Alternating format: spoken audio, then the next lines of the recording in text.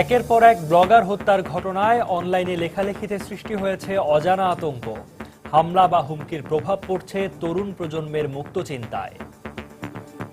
লিখতে গেলে আসলে অনেক সময় মনে হয় যে হ্যাঁ আশঙ্কা কাজ করে যে আমার ক্ষেত্রেও এরকম হবে কিনা। কোনো একটা শব্দ চয়ন করি তখন আমার মাথায় একটা চিন্তা চলে আসে যে আসলে কি এই শব্দটা কারোর উপর কোনো প্রভাব ফেলবে। চাইলেও আসলে সব জায়গা কোথাও কোনো রিলেটিভের বাসা গেলে আমার পুলিশকে নক করে যেতে হবে।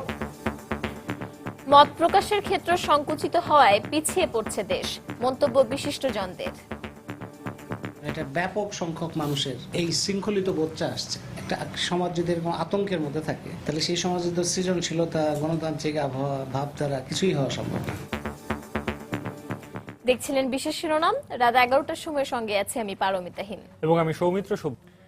এবার অন্যান্য শীর্ষ সংবাদ।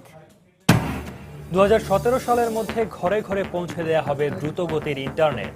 ডিজিটাল মেলা উদ্বোধন করে প্রধানমন্ত্রী। গ্রাহক পর্যায়ে ইন্টারনেটের দাম কমানোর আহ্বান। জল ও যানজট সহ নানা সমস্যায় অসহনীয় রাজধানীবাসীর জীবন। জাদুকরী কোনো পরিবর্তন আনা সম্ভব নয়, জানালেন মেয়র আনিসুল হক। দেশে প্রথমবারের মতো তৈরি হচ্ছে আন্তর্জাতিক মানের যুদ্ধজাহাজ। থাকবে সাবমেরিন শনাক্তের ব্যবস্থা। কমবে বিদেশ নির্ভরশীলতা। সরকারি অনুদান বন্ধ থাকায় নিষ্পত্তি হচ্ছে না বেসরকারি শিক্ষকদের অবসর ভাতা আবেদন। প্রস্তাবিত পে স্কেল কার্যকর হলে জটিলতা বাড়ার আশঙ্কা।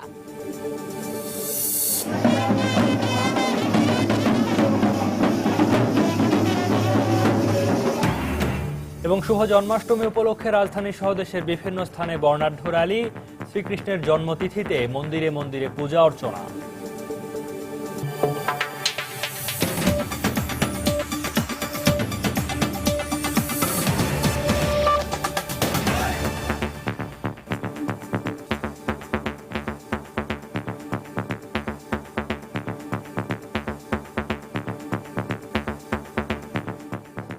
সাম্প্রতিক সময়ে একের পর এক ব্লগার হত্যা ও তথ্য প্রযুক্তি আইনের 57 ধারায় আটকের ঘটনায় অনলাইনে লেখালেখির ব্যাপারে মানুষের মধ্যে সৃষ্টি হয়েছে অজানা আতঙ্ক। আর তাই তথ্য প্রযুক্তির অগ্রগতির সঙ্গে সঙ্গে বাংলাদেশে মুক্তবুদ্ধি চর্চার অবারিত যে ক্ষেত্র গড়ে উঠেছে তা থেকে নিজেকে গুটিয়ে নিচ্ছেন অনেকেই। বিশিষ্টজনরা বলছেন এর প্রভাব এখনই বোঝা না গেলেও মত প্রকাশের ক্ষেত্রে এ ধরনের শৃঙ্খলিত বোধ দেশকে ক্রমাগত পিছিয়ে দিচ্ছে। রামিম হাসানের রিপোর্ট। 2013 সালের ফেব্রুয়ারি মাস, লাখ লাখ মানুষ রাজধানীর শাহবাগে স্বাধীনতা বিরোধীদের বিচারের দাবিতে। 90-এর স্বৈরাচার পতনের পর এত বড় গণ আন্দোলন আর দেখেনি বাংলাদেশের মানুষ। নেতৃত্বে নতুন প্রজন্ম আন্দোলনের রসদ ছিল মত প্রকাশের শক্তি, আর হাতিয়ার তথ্য প্রযুক্তির সবচেয়ে বড় বিষয় ইন্টারনেট। আর তাই কণ্ঠরোধের শুরুটাও হয় তরুণদেরকে দিয়েই। নতুন প্রজন্মের মুক্ত চিন্তার প্রসারকে থমকে দিতে একে একে খুন করা হয় অভিজিৎ, অনন্ত, নিলয় সহ 5 তরুণ ব্লগারকে। অভিযোগের তীর মৌলবাদীদের দিকে।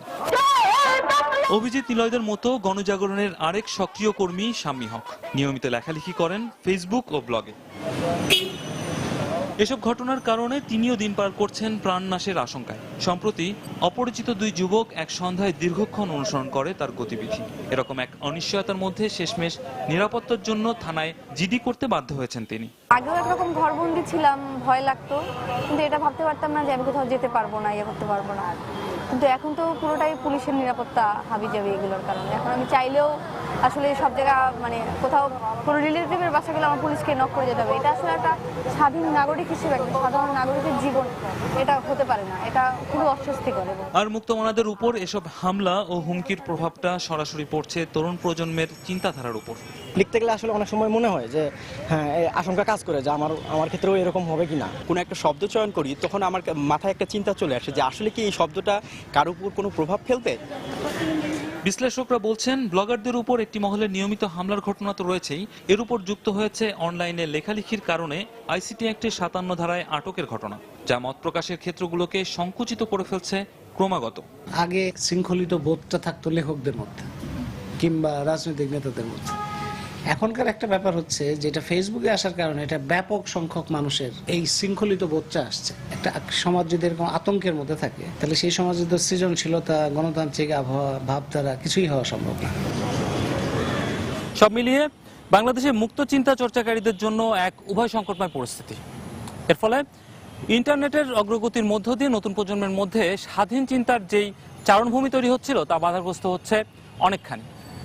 পর্যবেক্ষকরা বলছেন এই পরিস্থিতি চলমান থাকলে তা বাংলাদেশের চলমান যে অগ্রগতির ধারা তাকে বাধাগ্রস্ত করতে পারে অনেকভাবেই। রামিম হাসান, সময় সংবাদ, ঢাকা। 2017 সালের মধ্যে ঘরে ঘরে দ্রুতগতির ইন্টারনেট পৌঁছে দেওয়ার প্রতিশ্রুতি দিলেন প্রধানমন্ত্রী শেখ হাসিনা। বিকেলে গণভবনে উপজেলা ডিজিটাল মেলা ও ইন্টারনেট সপ্তাহ 2015 উদ্বোধনী অনুষ্ঠানে বক্তব্য রাখেন তিনি। এ সময় ইন্টারনেটের সহজলভ্যতার মাধ্যমে দেশের কৃষকরা লাভবান হচ্ছেন উল্লেখ করে প্রধানমন্ত্রী আরো বলেন, ইউনিয়ন পর্যায়ে ডিজিটাল সেন্টারের মাধ্যমে অনেকের কর্মসংস্থান হয়েছে। প্রযুক্তির প্রসারের পাশাপাশি ইন্টারনেটের যথেচ্ছ ব্যবহার রোধ করতে ডিজিটাল নিরাপত্তা আইন প্রণয়ন করা হচ্ছে বলেও জানান প্রধানমন্ত্রী। এ সময় গ্রাহক পর্যায়ে ইন্টারনেটের দাম কমাতে মোবাইল অপারেটরদের প্রতিও আহ্বান জানান তিনি। একটা সময় গেছে বাংলাদেশের যখন দাপ্তরিক নানা কর্মকাণ্ডে প্রত্যন্ত পল্লীবাসী নাগরিকদের ছুটতে হতো নিকটস্থ শহরে কিংবা রাজধানীতে, কিন্তু ইন্টারনেটে যোগাযোগ প্রযুক্তির প্রসারে আজ বিদেশ গমন থেকে শুরু করে কৃষি, স্বাস্থ্য, শিক্ষা, প্রশাসনিক সহ যাবতীয় সেবা চলে এসেছে দোরগোড়ায়, কখনো বা হাতের মুঠোয়। পুরো দেশে যখন মোবাইল আর ইন্টারনেট সেবার সুবাদে আধুনিকতার ছাপ লাগছে, ঠিক তখনই প্রযুক্তি ব্যবহারে জনসচেতনতার তাগিদ দিলেন প্রধানমন্ত্রী। উদ্বোধন করলেন উপজেলা ডিজিটাল মেলা ও ইন্টারনেট সপ্তাহের। দেশে প্রথমবারের মতো আয়োজিত উপজেলা ডিজিটাল মেলা ও ইন্টারনেট সপ্তাহ 2015 শুভ উদ্বোধন ঘোষণা করলাম। গণভবনে আয়োজিত অনুষ্ঠানে প্রধানমন্ত্রী 2017 সালের মধ্যে প্রতিটি ইউনিয়নে দ্রুতগতির ইন্টারনেট পৌঁছে দেওয়ার প্রত্যয় ব্যক্ত করেন। সেই সাথে বলেন, বিএনপি জামাত তথ্য পাচারের ভয়ে দেশকে সাবমেরিন কেবলের সঙ্গে যুক্ত করেনি। আমরা মনে করি যে 2017 সালের মধ্যে আমাদের 4500 ইউনিয়নে এই দ্রুতগতি ইন্টারনেট সংযোগ এটা আমরা করতে সক্ষম হব। দুর্ভাগ্য, বাংলাদেশে সাবমেরিন কেবলের সংযোগটা পেয়েছিল বিনা পয়সায়। তখন যারা সরকারে ছিলেন তারা ওটা নেন নাই, কারণ তাদের যুক্তি ছিল যে এই সংযোগটা করলে নাকি বাংলাদেশের তথ্য সব পাচার হয়ে যাবে। এছাড়াও গুরুত্বপূর্ণ এই যোগাযোগ মাধ্যমটির যথেচ্ছ ব্যবহার রোধ করার আহ্বান জানিয়ে প্রধানমন্ত্রী জানালেন, ইন্টারনেটের মাধ্যমে সামাজিক অবক্ষয় রোধে ডিজিটাল নিরাপত্তা আইন প্রণয়ন করতে যাচ্ছে সরকার। প্রযুক্তির ব্যবহারের মাধ্যমে মানুষের জীবনযাত্রা যেমন সহজ হয়, আবার এর কিছু খারাপ দিকও আছে। ডিজিটাল ব্যবহারের নিরাপত্তাটা একান্তভাবে দরকার। কাজে ডিজিটাল নিরাপত্তা আইনটা আমরা করতে যাচ্ছি। কাজে এটা যাতে সঠিকভাবে আইনটা তৈরি হয়ে এবং প্রয়োগ হয় সেটা আমাদের দেখতে হবে। প্রযুক্তিটাকে ব্যবহার করে আর্থসামাজিক উন্নতির পথে দেশকে এগিয়ে নিয়ে যাব। শুধু একটা বিষয় লক্ষ্য রাখতে হবে যে প্রযুক্তি আমরা ব্যবহার করব এটা যেন সামাজিক অবক্ষয় না করতে পারে। এছাড়াও মোবাইল ফোন অপারেটরগুলোকে গ্রাহক পর্যায়ে দাম কমানোর আহ্বানও জানান প্রধানমন্ত্রী। মোবাইল ফোন অপারেটরগুলোকেও আমরা আহ্বান জানাচ্ছি যে তারাও যেন সমানভাবে গ্রাহকদের ব্যবহারের দামটা কমাতে পারে। দেবাশিস রায়, সময় সংবাদ, ঢাকা। দেশে প্রথমবারের মতো প্রায় 800 কোটি টাকা ব্যয়ে দুটি অত্যাধুনিক ও বড় যুদ্ধজাহাজ তৈরি করছে খুলনা শিপইয়ার্ড। পাশাপাশি কন্টেইনারবাহী দুটি জাহাজও তৈরি করছে প্রতিষ্ঠানটি। আগামীকাল যুদ্ধজাহাজ দুটির নির্মাণ কাজের উদ্বোধন করবেন প্রধানমন্ত্রী শেখ হাসিনা। এর ফলে জাহাজ নির্মাণে বিদেশের ওপর নির্ভরতা কমবে বলে মনে করছেন নির্মাণ প্রতিষ্ঠানটির ব্যবস্থাপনা পরিচালক। বিস্তারিত তরিকুল ইসলামের রিপোর্টে। 2014 সালের জুন মাসে আধুনিক ও বড় দুটি যুদ্ধজাহাজ তৈরির জন্য নৌবাহিনীর সঙ্গে চুক্তিবদ্ধ হয় খুলনা শিপইয়ার্ড। এ লক্ষ্যে চীনের একটি প্রতিষ্ঠানের সহায়তায় দুটি লার্জ পেট্রোল ক্রাফট এলপিসির নকশা করা হয়। নির্মাণ প্রতিষ্ঠানটি জানিয়েছে 64 মিটার দৈর্ঘ্যের প্রতিটি জাহাজ ঘন্টায় 25 নটিক্যাল মাইল গতিবেগে চলতে পারবে। আর প্রতিটি জাহাজেই থাকবে 4টি করে ভারী অস্ত্র ও অত্যাধুনিক রাডার। আগামী 1.5 বছরের মধ্যেই যুদ্ধজাহাজ দুটি নির্মাণ কাজ শেষ করার আশা করছে প্রতিষ্ঠানটির কর্মকর্তারা। আমাদের যে ক্লাস ওয়েল্ডার, আমাদের যে উন্নত মানের যে আমাদের ফ্যাসিলিটি আছে, ওর মাধ্যমে আমরা এলপিসিটা বানাবো। এটার গুণগত মান, কাজের মান আন্তর্জাতিক মানেরই হবে বলে আমি নিশ্চিত। এই পুরো এলপিসি খরচ, এই দুটি এলপিসি নির্মাণে আমাদের সর্বমোট খরচ হবে 780 কোটি টাকা। এদিকে নৌ ফাউন্ডেশনের জন্য কন্টেইনারবাহী একটি জাহাজ নির্মাণ করেছে শিপইয়ার্ড। আরও একটি নির্মাণ কাজও শেষ পর্যায়ে রয়েছে। কন্টেইনার ভেসেলই বাংলাদেশের প্রথম কন্টেইনার ভেসেল এই শিপইয়ার্ডে করা হলো, যেটা 140টা কন্টেইনার বহন করতে পারবে। সমুদ্র জয়ের সাথে সাথে আমাদের সমুদ্র সম্পদ, আহরণে, কার্গো ক্যারিংয়ে আমাদের এই ধরনের ভেসেলকে ভিতরের দিকে মালগুলি আনার জন্য এই কন্টেনার ভেসেলগুলি অত্যন্ত যুগোপযোগী একটা ভেসেল হবে বলে আমি মনে করি। অত্যাধুনিক এই যুদ্ধ জাহাজ দুটি শত্রুপক্ষের সাবমেরিন শনাক্তের পাশাপাশি তাদের উপর আক্রমণ চালাতে সক্ষম হবে বলে জানিয়েছেন সংশ্লিষ্ট কর্তৃপক্ষ। তরিকুল ইসলাম, সময় সংবাদ, খুলনা। 3টি উৎস থেকে বেসরকারি শিক্ষকদের পেনশনের অর্থ আসার কথা থাকলেও শুধু বেতন থেকে কেটে রাখা 4% টাকার উপরই নির্ভর করছে অবসর ভাতা বোর্ডের কার্যক্রম। বাকি 2 উৎস সরকারি ও বেসরকারি অনুদান বন্ধ রয়েছে দীর্ঘ 1 যুগেরও বেশি সময় ধরে। সেই সঙ্গে পর্যাপ্ত জনবল না থাকায় বছরের পর বছর আবেদনের ফাইলগুলো থেকে যাচ্ছে অনিষ্পত্তিকৃত। এতে টাকা পাওয়ার ক্ষেত্রে দীর্ঘসূত্রতা কমছেই না। নতুন পে স্কেল কার্যকর হলে এ সমস্যা আরও বাড়ার আশঙ্কা সংশ্লিষ্টদের। সাদিয়া আফরিনের 2 পর্বের ধারাবাহিকের আজ থাকছে শেষ পর্ব। শুরু থেকেই শূন্য পরিচালকের পদ, একজন উপপরিচালক, একজন হিসাবরক্ষক সহ 28 জন কর্মকর্তা কর্মচারী দিয়ে চলছে দেশের প্রায় 27,000 বেসরকারি শিক্ষক কর্মকর্তা কর্মচারীর অবসর ভাতা নিশ্চিত করার কাজ। আবেদন জমা দেওয়ার পর পেনশনের টাকা হাতে পেতে সময় লেগে যায় কমপক্ষে 4 বছর, আর ভাগ্য খারাপ হলে তা গড়ায় 6 থেকে 7 বছরে। বিলম্বের বিষয়ে জানতে চাইলে আর্থিক সংকটেরই কারণ দেখালেন কর্তৃপক্ষ। শিক্ষকদের 4% যে টাকাটা, সেই টাকা দিয়েই তাদের যতটুকু সমস্যার সমাধান করা সম্ভব হয় সেটি হয়। 2003 এবং 4 পরে সরকারিভাবে কোনো অনুমোদন, কোনো টাকা এখানে অনুদান আসেনি। গত 5 বছর ধরে নিষ্পত্তির অপেক্ষায় এই 41,000 আবেদনকারীর বেশিরভাগেরই হয়তো সৌভাগ্য হবে না জীবদ্দশায় এই সুবিধা ভোগের। তারপরও জীবন সায়ান্নে এসে অবসর ভাতা নামক এই প্রাপ্যটি দ্রুত পাওয়ার আশায় দেশের বিভিন্ন প্রান্ত থেকে অসহায় পদচারণা শিক্ষকদের। বোর্ড আইনে অনুদান পাওয়ার 3টি উৎসের উল্লেখ থাকলেও 1 যুগেও মেলেনি কোনো অনুদান। আর 2011 সাল থেকে নিষ্পত্তির অপেক্ষায় থাকা আবেদনগুলোর জন্য প্রয়োজন 1,720 কোটি 43 লাখেরও বেশি টাকার। এদিকে নতুন পে স্কেল কার্যকর হলে এই সমস্যা আরো প্রকট হবে জানিয়ে কবে নাগাদ চলমান সমস্যার সমাধান হতে পারে তা সুনির্দিষ্ট করে বলতে পারেননি শিক্ষা সচিব। চেষ্টা চালিয়ে যাচ্ছি সরকারের থেকে আরো গ্রান্ট পাবো। অনেক টাকা, তো কমপক্ষে আরো 1,500 কোটি টাকা লাগবে, 1,500 কোটি। আর যখন পে স্কেল দেওয়া হবে তখন আমার মনে হয় এটা 3 থেকে 3,500 কোটি টাকা লাগবে। ইতিমধ্যে অর্থ মন্ত্রণালয়কে এ ব্যাপারে অবহিত করা হয়েছে বলেও জানান তিনি। অর্থ মন্ত্রণালয়ের কথা বলেছি। সাদিয়া আফরিন, সময় সংবাদ, ঢাকা। রাত 11টার সময় আরো থাকছে। রাজধানী থেকে ডিবি পরিচয়ে অপহরণকারী চক্রের 7 সদস্যকে আটক করেছে র‍্যাব। দেশীয় অস্ত্র ও হাতকড়া উদ্ধার, মাইক্রোবাস জব্দ।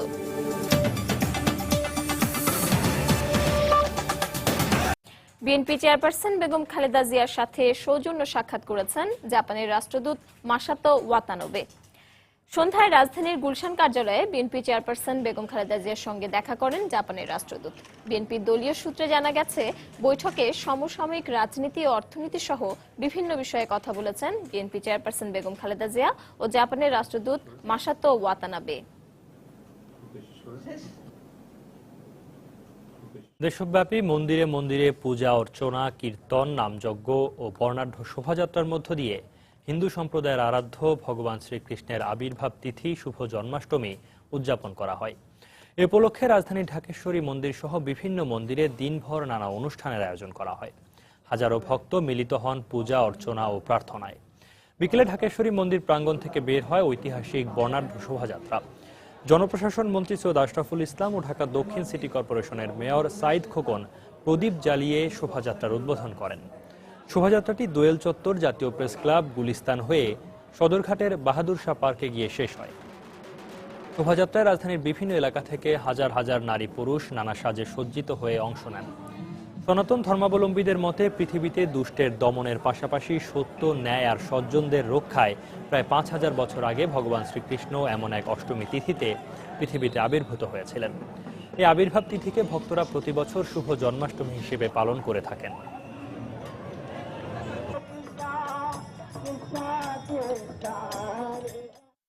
এই বাংলাদেশ হিন্দু, এই বাংলাদেশ মুসলমানের, এই বাংলাদেশ খ্রিস্টানের এবং সকল নাগরিকের ধর্মীয় বিভাজন করে লুটপাট করবেন, বাড়ি দখল করবেন, সম্পত্তি দখল করবেন, এটা শেখ হাসিনার রাজনীতি না।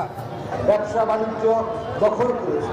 এটা কিন্তু এই স্বাধীন দেশে চলতে দিতে পারি না। এই কাজে যারা লিপ্ত তাদেরকে কিন্তু কোনো ছাড় দেওয়া হবে না। যারা কাপুরুষ সংখ্যালঘুর উপর আক্রমণ করে তাদের বাংলাদেশের মাটিতে কোনো স্থায়ী হবে না। রাজধানীর মতো করেই বিপুল উৎসাহ উদ্দীপনা এবং আনন্দঘন পরিবেশে এদেশের বিভিন্ন স্থানে শ্রীকৃষ্ণের জন্মাষ্টমী মহোৎসব 2015 পালন করা হয়। আমাদের ব্যুরো প্রতিবেদক ও জেলা প্রতিনিধিদের পাঠানো তথ্য ছবি নিয়ে ডেস্ক রিপোর্ট। ময়মনসিংহের দুর্গাবাড়ি কালী মন্দির থেকে শুরু হয় জন্মাষ্টমীর বর্ণাঢ্য শোভাযাত্রা। রাধা শ্রীকৃষ্ণের বর্ণিল ফেস্টুন নিয়ে শোভাযাত্রাটি প্রদক্ষিণ করে শহরের বিভিন্ন সড়ক। এ সময় নেচে গিয়ে সনাতন ধর্মাবলম্বী নারী পুরুষ র্যালিতে অংশ নেন।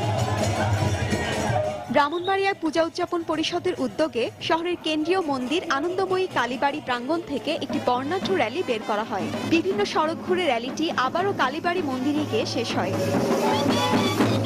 যখনই কোনো ধর্মের গ্লানি হয়, অধর্মের প্রাদুর্ভাব হয়, দুষ্টদেরকে দমনের জন্য, সাধুদেরকে পরিত্রাণের জন্য উনি বারবার ধরায় আসেন। ফেনী শহরের শহীদ মিনার ও ট্রাঙ্ক রোডের শ্রী শ্রী কালী মন্দির থেকে দুটি বর্ণাঢ্য র্যালি বের করা হয়। এছাড়া শহরে 54টি ছাড়াও জেলার 138টি পূজা মণ্ডপে পূজা অর্চনা, হরিনাম কীর্তন ও নাম যজ্ঞের আয়োজন করা হয়। মন্দির ছাড়াও ভক্তরা উপবাস করে জন্মাষ্টমীতে ভগবান শ্রীকৃষ্ণের আরাধনা করেন।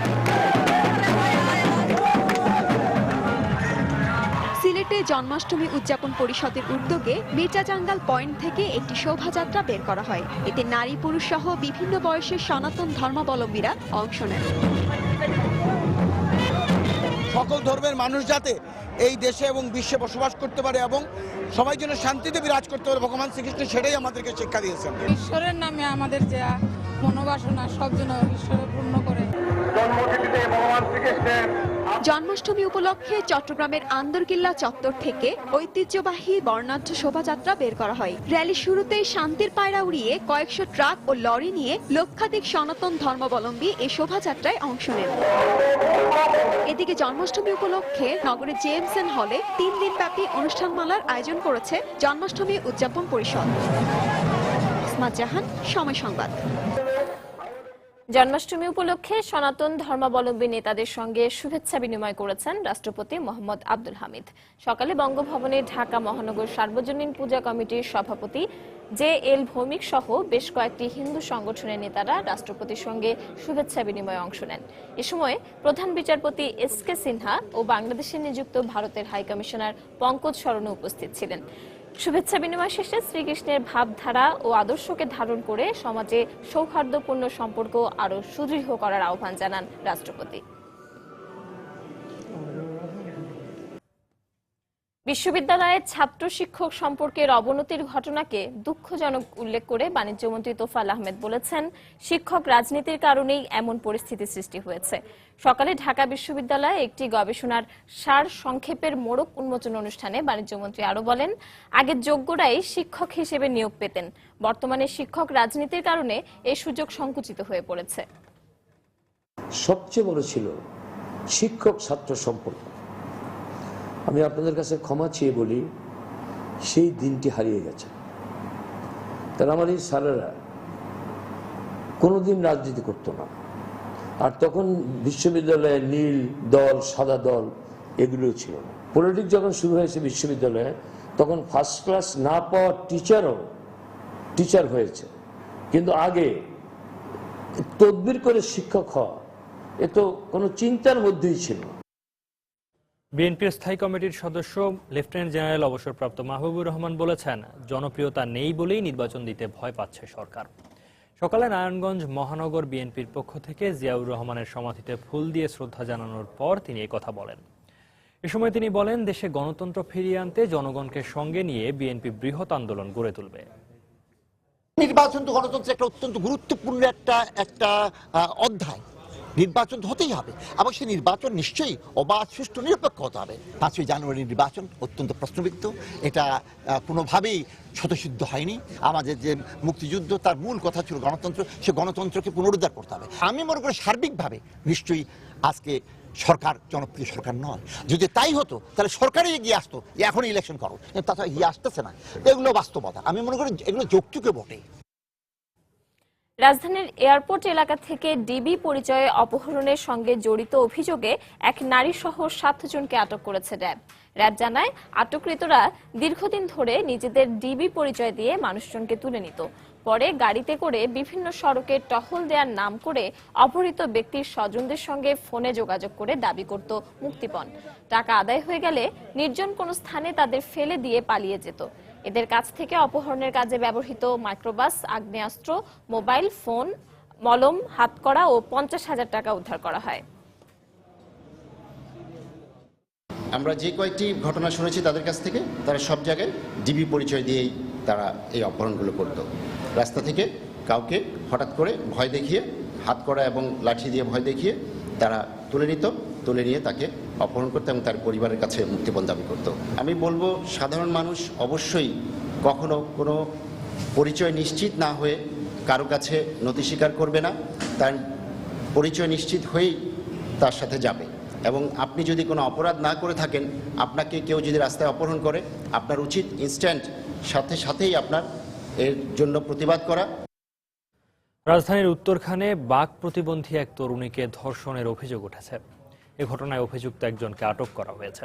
পুলিশ জানায়, বাক প্রতিবন্ধী ওই তরুণী গতরাতে পাশের একটি বাসায় টেলিভিশন দেখতে যান। টেলিভিশন থেকে ফেরার সময় ফয়সাল হোসেন নামের এলাকার এক যুবক তার গতিরোধ করে শারীরিক নির্যাতন চালায়।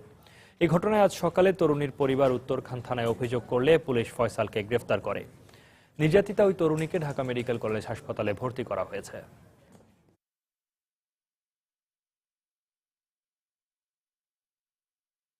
অ্যারেস্ট করে আনার পরে ওই নানা একটা অভিযোগ দিয়েছে। অভিযোগের প্রেক্ষিতে মামলা নাম্বার 5 তারিখ আজকে, আর আন্ডার সেকশন 9-1 ধর্ষণের অপরাধে তার নামে মামলা নেওয়া হয়েছে। বর্তমানে সে জেল থানা হাজতে আছে। আর মেয়েটাকে আমরা ঢাকা মেডিকেল কলেজে নিয়ে আসছি। গ্যাস বিদ্যুতের নতুন নির্ধারিত দাম পুনর্বিবেচনা না করলে প্রয়োজনে আদালতের শরণাপন্ন হবে consumers association of Bangladesh cab. সকালে ঢাকা রিপোর্টার্স ইউনিটিতে গ্যাস বিদ্যুতের দাম বাড়ানোর প্রতিবাদে আয়োজিত সংবাদ সম্মেলনে একথা বলেন সংগঠনটির উপদেষ্টা ডক্টর শামসুল আলম। শুনানির 90 দিনের মধ্যে সমন্বয় না করে হঠাৎ দাম বাড়ানোর সিদ্ধান্ত বেআইনি উল্লেখ করে তিনি বলেন, জ্বালানি তেলের দাম না কমিয়ে বিদ্যুতের দাম বাড়ানো অযৌক্তিক। বিদ্যুৎ ও গ্যাসের দাম বৃদ্ধির আদেশ বিআরসি আইনের সাথে সামঞ্জস্যহীন হওয়ায় ন্যায় বিচারের স্বার্থে আদেশ বাতিল করতে হবে। দাম বৃদ্ধির প্রস্তাবের উপর নতুনভাবে গণশুনানি হতে হবে। সেই গণশুনানির ভিত্তিতে নতুনভাবে আদেশ হবে। সে আদেশে জ্বালানি তেলের দর পতন অবশ্যই বিদ্যুৎ উৎপাদন ব্যয়ে সমন্বয় হতে হবে। সরকারকে জানালাম, দেশবাসীকে জানালাম, আমরা যদি সেই প্রতিকার না পাই, আইনি প্রতিকারের জন্য সর্বোচ্চ আদালতে শরণাপন্ন হব। জলাবদ্ধতা, বর্জ্য ব্যবস্থাপনার অভাব, যানজট সহ বিভিন্ন সমস্যা অসহনীয় করে তুলেছে রাজধানীবাসীর জীবন। এসব সমস্যার জাদুকরী কোনো পরিবর্তন আনা সম্ভব নয়। তবে সমন্বিত উদ্যোগে এসব সমাধানে সিটি কর্পোরেশন কাজ করে যাচ্ছে বলে জানিয়েছেন ঢাকা উত্তর সিটি কর্পোরেশনের মেয়র আনিসুল হক। সকালে ঢাকা রিপোর্টার্স ইউনিটিতে মিট দ্য রিপোর্টার্স অনুষ্ঠানে তিনি বক্তব্য রাখেন। ঢাকা মহানগরীর এমন সব সমস্যায় জনগণের অভিযোগের তীর বরাবরের মতো নগরপিতাদের প্রতি। দীর্ঘদিন অপেক্ষার পর নতুন নির্বাচিত নগরপিতা পায় রাজধানীবাসী। ঢাকা উত্তরের মেয়র আনিসুল হক শনিবার সকালে ঢাকা রিপোর্টার্স ইউনিটি মিলনায়তনে মুখোমুখি হন সাংবাদিকদের। নগরবাসীর জীবন দুর্বিষহ করে তোলা সমস্যাগুলোর সমাধান প্রশ্নে আনিসুল হক জানালেন, রাতারাতি জাদুকরী কোনো সমাধান নেই তার কাছে। আলাউদ্দিনের চেরাগের মতো কোনো সলিউশন নেই যে মেয়রকে পেটে খেয়ে ফেললে তাহলে এগুলো সলিউশন হয়ে যাবে। অথরিটি না থাকার পরে আমি প্রত্যেকটি অর্গানাইজেশনের উপরে প্রেসার ক্রিয়েট করছি, যাচ্ছি, তাদের সহযোগিতা চাচ্ছি। অনুষ্ঠানে সাম্প্রতিক জলাবদ্ধতার প্রধান কারণ হিসেবে দায়ী করলেন অবৈধ খাল দখলকে। তবে আশ্বাস দিলেন, খাল পুনরুদ্ধারে তৎপর রয়েছেন তিনি। খাল পুনরুদ্ধার করার এবং খাল খনন করার মালিক এককভাবে ওয়াসা। আমার 1200 কিলোমিটার পাইপের মধ্যে 600 কিলোমিটার পাইপ শুধু লোকজনের বর্জ্য আর কনস্ট্রাকশনের বর্জ্য দিয়ে পড়ে। দোকানের সামনে খালের উপরে স্ল্যাব করে ফেলে। এই পানি কি করে যাবে? সমন্বিত ফোকাস বেস পুশ প্রয়োজন। যানজট নিরসনে বাস টার্মিনাল নির্মাণ এবং অবৈধ বাজার উচ্ছেদের উদ্যোগ নেওয়া হচ্ছে বলে জানান আনিসুল হক। মহাখালীর টার্মিনাল করতে হবে, আমিনবাজারের টার্মিনাল করতে হবে, ট্রাককে শহর থেকে ছিড়িয়ে নিয়ে যেতে হবে। একটা টার্মিনাল জায়গা পেলেও 4 বছর লাগবে তৈরি করতে। বসবাসযোগ্য একটি নগরী গড়ে তুলতে সরকারের দায়িত্বশীল সংস্থার সমন্বিত উদ্যোগের উপরও জোর দেন উত্তরের নগরপিতা। শাতিলা শারমিন, সময় সংবাদ। সীমান্ত খুলে দেওয়ার পর 10,000-এরও বেশি অভিবাসী বাসে করে হাঙ্গেরি, অস্ট্রিয়া হয়ে জার্মানির মিউনিখে পৌঁছেছে। এর আগে অস্ট্রিয়া সীমান্ত অতিক্রম করে এসব অভিবাসী জার্মানি যাওয়ার বিষয়ে দুদেশ একমত হলে তাদের জন্য একটি বিশেষ বাস সার্ভিস চালু করা হয়। অভিবাসীবাহী বিশেষ বাসটি মিউনিখে পৌঁছানোর পরই তাদের ফুল এবং মিষ্টি দিয়ে বরণ করে নেওয়া হয়। নিজেদের কাঙ্ক্ষিত দেশে পৌঁছাতে পেরে অনেকেই জানিয়েছেন সন্তুষ্টির কথা। যদিও এই যাত্রায় হাঙ্গেরির বুদাপেস্টে তাদের বাধার সম্মুখীন হতে হয়েছিল। কয়েক হাজার অভিবাসীকে সীমান্তে আটকে দিয়েছিল দেশটির সরকার। তবে পরে অস্ট্রিয়া এবং জার্মানির সরকারের সাথে একমত হয়ে সীমান্ত খুলে দেয় দেশটি। এদিকে এই বিপুল সংখ্যক অভিবাসীর দেশে প্রবেশ সম্পর্কে জার্মান চ্যান্সেলর অ্যাঙ্গেলা মার্কেল ইতিবাচক কথাই বলেছেন। বাড়তি কর বা বাজেটের ঝক্কি ঝামেলা ছাড়াই জার্মানি এই অভিবাসীদের আশ্রয় দিতে পারবেন বলে জানিয়েছেন। এই বছর এখন পর্যন্ত অন্তত 3.5 লাখ অভিবাসী ইউরোপীয় ইউনিয়নভুক্ত দেশে আশ্রয় নিয়েছে।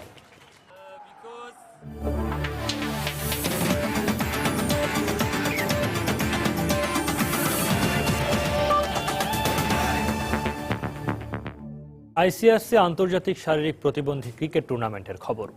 বিকেএসপির 4 নম্বর মাঠে টুর্নামেন্টের হট ফেভারিট পাকিস্তানের কাছে বৃষ্টি আইনে 20 রানে হেরেছে বাংলাদেশ। টস জিতে ব্যাট করতে নেমে নির্ধারিত 20 ওভারে বাংলাদেশের সংগ্রহ ছিল 112 রান। জবাবে ব্যাট করতে নেমে 6 ওভারে পাকিস্তানের সংগ্রহ যখন 1 উইকেটে 48 রান, তখনই শুরু হয় বৃষ্টি। এরপর আর খেলা মাঠে গড়ায়নি। দিনের আরেক ম্যাচে ভারতকে বৃষ্টি আইনে 23 রানে হারিয়েছে ইংল্যান্ড। বাংলাদেশের বিপক্ষে ম্যাচের শুরু থেকেই পাকিস্তানি বোলাররা চেপে ধরে ব্যাটসম্যানদের, ফলে নিয়মিত বিরতিতে উইকেট হারাতে থাকে তারা। এক পর্যায়ে 100 রানের কোটা পূরণ করাই কঠিন হয়ে যাচ্ছিল বাংলাদেশের জন্য। কিন্তু আগের ম্যাচের নায়ক তীর্থর ব্যাটিং দৃঢ়তায় 100 রান অতিক্রম করে বাংলাদেশ। শেষ পর্যন্ত 112 রানে থামে তারা। জবাবে ব্যাট করতে নেমে দুর্দান্ত সূচনা করেন পাকিস্তানের 2 ওপেনার হুসাইন আলম ও মতলব কুরেশি। মাত্র 6 ওভার খেলেই 1 উইকেট হারিয়ে তারা স্কোরবোর্ডে জমা করেন 48 রান। এরপরই ম্যাচে বাধা হয়ে আসে বৃষ্টি। শেষ পর্যন্ত বৃষ্টির বাগড়ায় মাঠে আর একটি বলও গড়ায়নি। তাই ম্যাচ রেফারি বৃষ্টি আইনে পাকিস্তানকে 20 রানে জয়ী ঘোষণা করেন। রাত 11টার সময়ে পর্যায়ে শীর্ষ সংবাদ জানিয়ে দিচ্ছি আরেকবার। 2017 সালের মধ্যে ঘরে ঘরে পৌঁছে দেওয়া হবে দ্রুত গতির ইন্টারনেট। ডিজিটাল মেলা উদ্বোধন করে প্রধানমন্ত্রী। গ্রাহক পর্যায়ে ইন্টারনেটের দাম কমানোর আহ্বান। জল ও যানজট সহ নানা সমস্যায় অসহনীয় রাজধানীবাসীর জীবন। জাদুকরী কোনো পরিবর্তন আনা সম্ভব নয়, জানালেন মেয়র আনিসুল হক। একের পর এক ব্লগার হত্যার ঘটনায় অনলাইনে লেখালেখিতে সৃষ্টি হয়েছে অজানা আতঙ্ক। মত প্রকাশের ক্ষেত্র সংকুচিত হওয়ায় পিছিয়ে পড়ছে দেশ, মন্তব্য বিশিষ্টজনদের। দেশে প্রথমবারের মতো তৈরি হচ্ছে আন্তর্জাতিক মানের যুদ্ধ জাহাজ। থাকবে সাবমেরিন শনাক্তের ব্যবস্থা। কমবে বিদেশ নির্ভরশীলতা।